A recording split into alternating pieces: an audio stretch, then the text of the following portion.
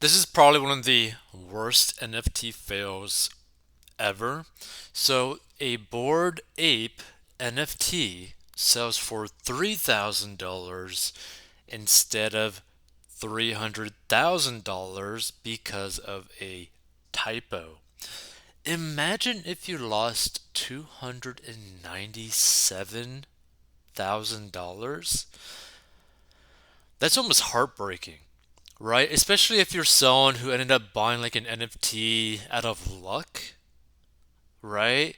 You're like, hey, this is cool. I like apes. Let me just go buy this ape NFT, right? And you possibly spent like practically nothing for one of the originals, and then you ended up basically getting something worth nearly the same price of a really nice house in a lot of states, and you end up screwing up just because you typed it wrong and you can't fix this issue. Like, that'd be brutal, right? It'd be basically like you ended up practically getting a free house and then you basically gave it away, right? Like that's horrible. So a seller named Max accidentally listed this NFT for $3,000. So have you ever made a six-figure typo? An online NFT trader accidentally listed an exclusive Bored Ape NFT for $3,000 rather than $300,000, and someone snapped up the digital collectible before he had time to correct his mistake. How did it happen? A lapse of concentration, I guess, the seller who goes by the name Max told CNET. I list a lot of items every day and just wasn't paying attention properly. The online market for NFTs or non fungible tokens, which are tradable blockchain based digital art pieces, has boomed in recent months. The 10,000 Bored Apes in existence are some of the most sought after NFTs, with some selling for north of $2 million. Late night host Jimmy Fallon and Golden State Warriors star Steph Curry have both bought versions of the cartoon monkeys.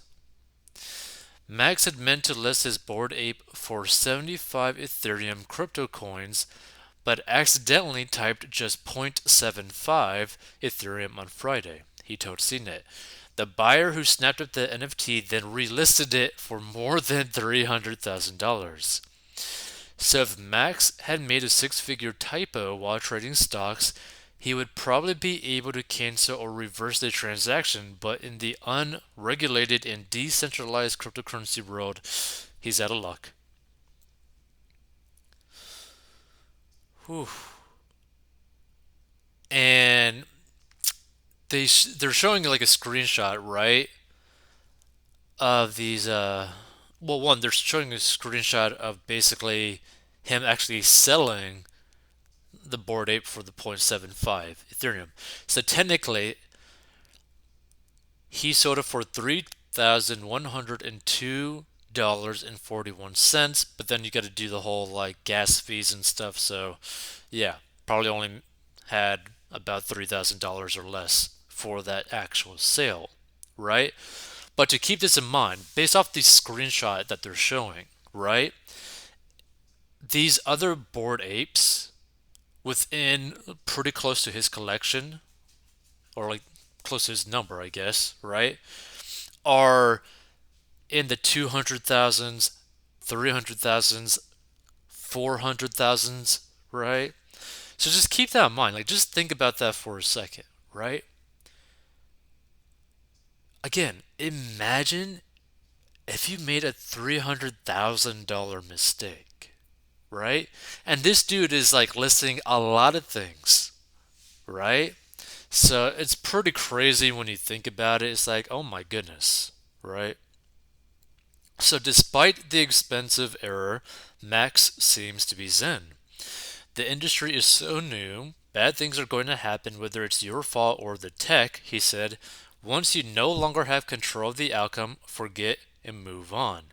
This is not the first time a NFT seller has accidentally lost money through a typo. In November, a seller meant to post a CryptoPunk NFT for $19 million, but accidentally listed it for just $19,000 according to CNET. Oh, that is such a disgusting feeling.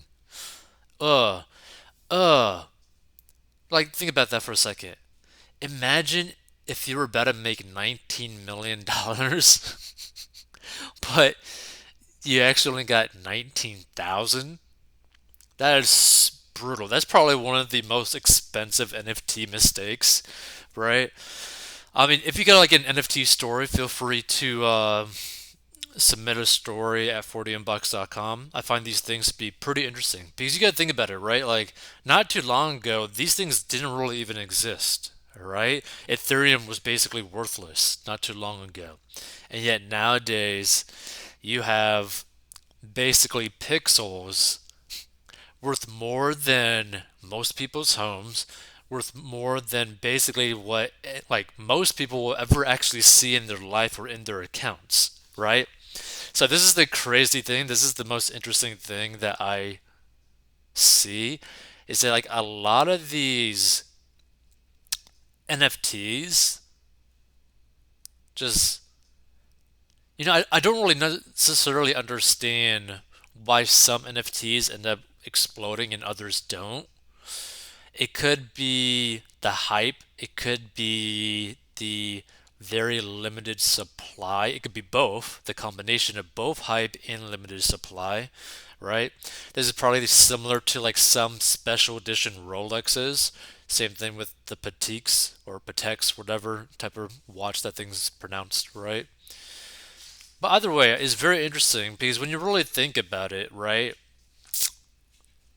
you're basically selling something that technically doesn't really exist, but does exist. But also, it's like, what can you really do with it, right? It's a very interesting thing. Now, I do think NFTs, in terms of like the virtual reality world, are probably going to become very big. Probably in the next 10, 20, 30 years. The more that people end up going down the virtual reality world, the more people end up going down to like, okay, you're going to work in more of a virtual reality setting. You're going to really work more in like the way I view it, right? The way I view NFTs and how people could end up maybe buying some very cheap ones and holding on for long term just to see what happens is that if you view it in the same way that like MMOs exist. So basically like if you've ever played a game where you ended up interacting with other people and there was some sort of currency within that game, right? Like gold pieces, credits, whatever kind of stuff, right? But you had actual other human beings in this game as well, the MMORPGs, those type of games, right? So you're interacting with other people. You're having this social existence within an entity that doesn't necessarily exist, the game, right? It's not physical, but you can be within this game living another life, right? I think there's also a previous game that was made years ago called, I think, Second Life. And this is probably one of the biggest examples of this, where you basically live another life within this game and then if you end up, purchasing, different skins, different hats, a backpack, a watch, clothing, a car, a house in there, I can see NFTs going super hard in something like that. Meaning, if there ends up becoming basically one major virtual reality world that everyone is technically like linked to that is basically like real life where you could work in it, where you could basically spend the majority of your life in there, like your waking hours in there, then I could see NFTs specifically dealing with that be worth a lot of money, right? And we're talking about like doing like some like real transactions. And it could be something similar to that of if they use the NFT kind of thing, where like maybe if you were to buy an NFT in this virtual reality world, you'll also own the real property in real life. So I can see someone basically, if you have like a good amount of money, let's say that you have like $200,000 and you end up buying this, single family house, 3 bedroom, 2 bath, right? Within this virtual reality world. But in the real world, you also actually own that building as well.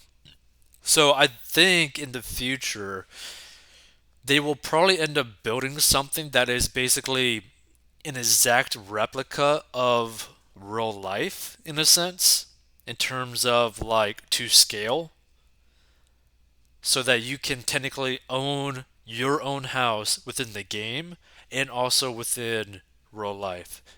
I can see something like that work long term because then people are more connected to this virtual reality world because it's like, okay, there's nothing really different, right? There's nothing different than this virtual reality world and my world, right? So that's the way that I would kind of view it.